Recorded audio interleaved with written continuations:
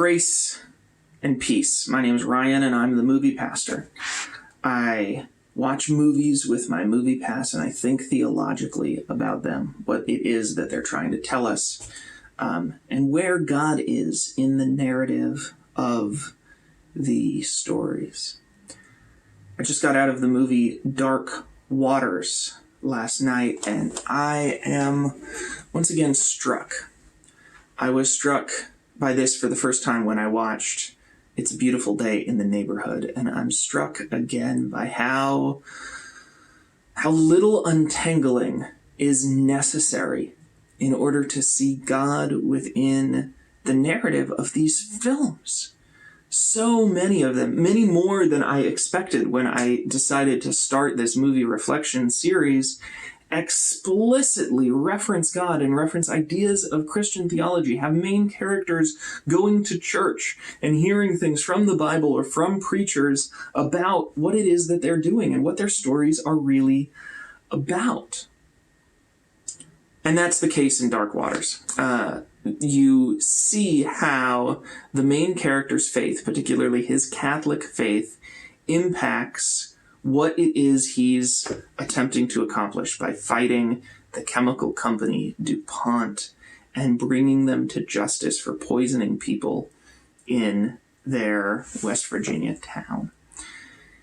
His Catholic faith is contrasted by Mr. Tennant, who has a Protestant faith, but who is also fighting and who is motivated to fight in part because of his Christian spirituality. He goes to church and they are singing, "Here I Am, Lord." That's a brilliant hymn, and it's a hymn that we actually sang at my church just this past Sunday that is about God calling you to do something, to make a difference, to show love and care and bring justice to a hurting world. And each of us, as we sing, volunteers and says, yes, I will participate in that. I will do that.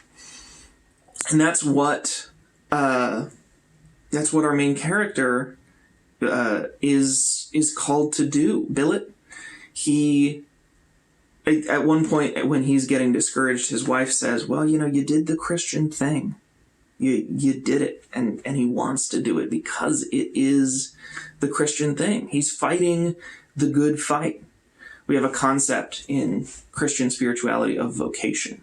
We have a belief that the people who do what they do so because they were called of God to do it, that God made certain people to do certain jobs. So my vocation is to be a pastor, to lead a church, and to teach people about the Bible. Clearly, his vocation is to be a lawyer, and particularly to be a lawyer who fights for the cause of these West Virginia folk, to help them, to create, if you will, better living through chemistry, to actually do what DuPont says they do. But the point I'm making is I don't have to spiritualize it.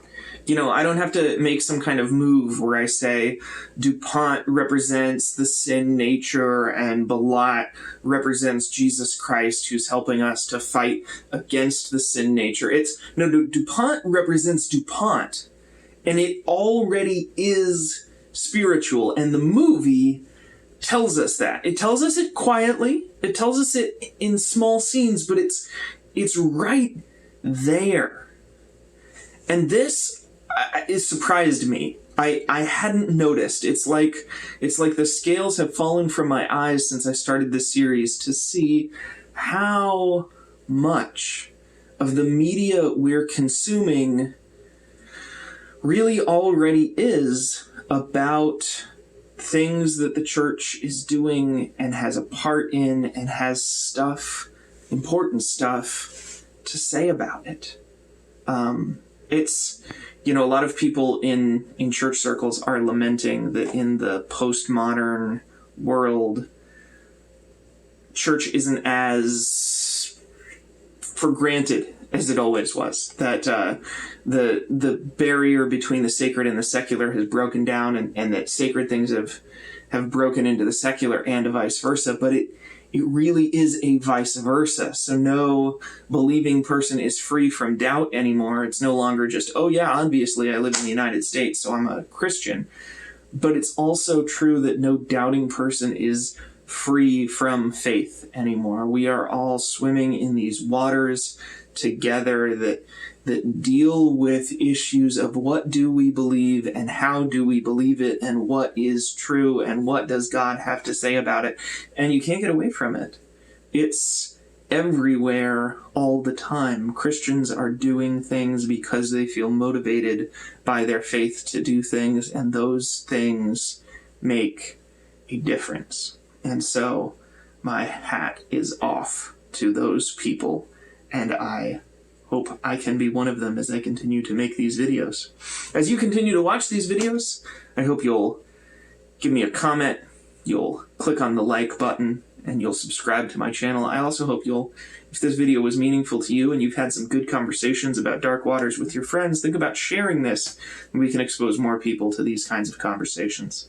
Thank you very much, and I'll see you next time. And when in scenes of glory I sing the new song, 'twill be